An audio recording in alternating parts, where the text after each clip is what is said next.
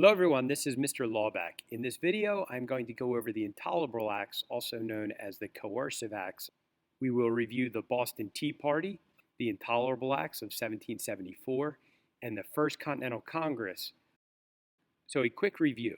Once again, American economic power made itself felt in Britain. Lord North became Prime Minister in 1770. He led Parliament in repealing all Townshend duties except that on tea, which was left as a reminder that the British government maintained its power to tax the colonies.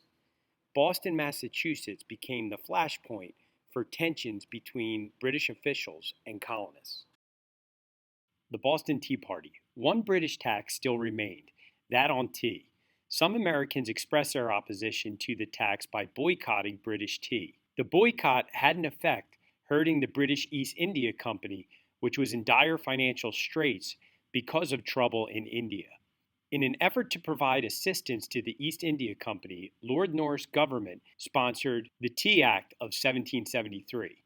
This legislation allowed the East India Company to market its tea to the Americas without having to go through middlemen in England. The tea tax stayed the same, but the price of high-quality British tea went down. Now, during this time, the British East India Company was a very powerful company. Think of the power that companies like Amazon and Apple have nowadays. Lord North thought the Tea Act was a win for everyone. The East India Company would be saved and the Americans would get cheaper tea despite the tax. The Americans saw things differently. They saw the Tea Act as an insidious way of affirming Parliament's power to tax colonies. They distrusted the special privilege granted the well-connected East India Company. At several ports, popular gatherings ensured that East India Company tea stayed aboard the ship. Things went further in Boston. On the evening of December 16, 1773, men dressed as Mohawk Indians swarmed onto the East India Company's ships and tossed 350 chests of tea into the dirty water of the harbor. The Boston Tea Party was an act of defiance that quickly focused the wrath of the British government on the city. It is important to note that many of the colonists did not like the Boston Tea Party. They thought it was an unfair destruction of property and that their message would not be sent properly. Some radicals, though, thought it was the fitting protest. The Boston Tea Party is one of the most powerful events leading up to the Revolutionary War. The Intolerable Acts were called the Coercive Acts by the colonists. They were designed to punish Massachusetts for the Boston Tea Party. There were 5 parts to the Intolerable Acts.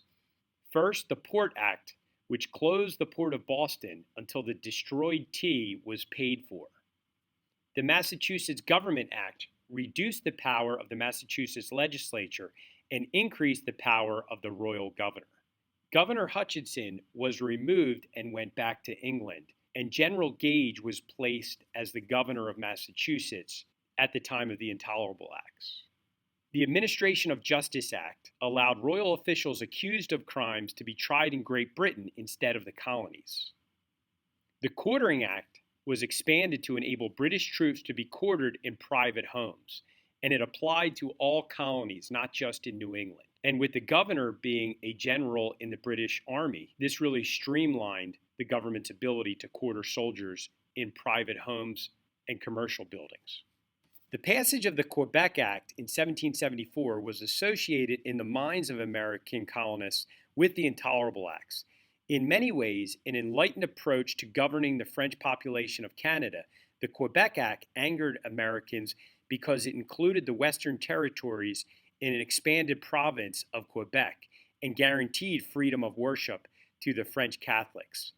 To the American colonists, it seemed as if the British were cutting them off from the West and surrounding them with their hereditary enemies. Remember, most of the colonists were Protestants and did not like Catholics, so they saw this as a slight by the British government. So in response to the Intolerable Acts, the Continental Congress convened in Philadelphia on September 5, 1774. 56 delegates from every colony but Georgia that was busy fighting Native Americans, and they did not want to risk jeopardizing the support of British in this endeavor, so they did not send delegates. The delegates were undecided about what to do. Samuel Adams wanted a complete boycott of British trade whereas others urged a diplomatic approach to Parliament. John Adams united Congress with his Declaration of Rights and Grievances, which reiterated the American position that Parliament could regulate trade of the colonists, but could not tax the colonies without representation. It is noteworthy that still there were not calls of independence at the First Continental Congress, at least not overwhelming calls. Congress also adopted the Suffolk Resolves, a declaration that originated in Massachusetts.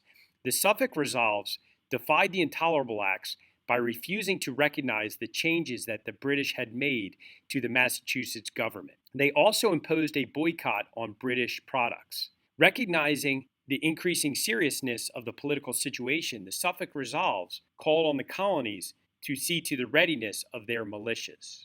The Congress also created the Association, which coordinated economic boycotts of British goods. Before adjourning on October 26, 1774, Congress drew up a petition to King George III requesting the repeal of the Intolerable Acts. Congress also set May 10, 1775, as the date for convening the Second Continental Congress. As 1774 drew to a close, Americans pondered what the British government would do next. Needless to say, much changed by the time the Continental Congress would meet again in May of 1775. Now for some big takeaways. Again, Boston and New England remained the center of opposition for British policy, and the British government saw the New England region as a thorn in their sides in terms of their policies. The Intolerable Acts were seen as an egregious and punitive measure and outraged the colonies. It was seen as somewhat of the last straw. The First Continental Congress was immensely important and set the stage for independence that would take place in a short time thereafter.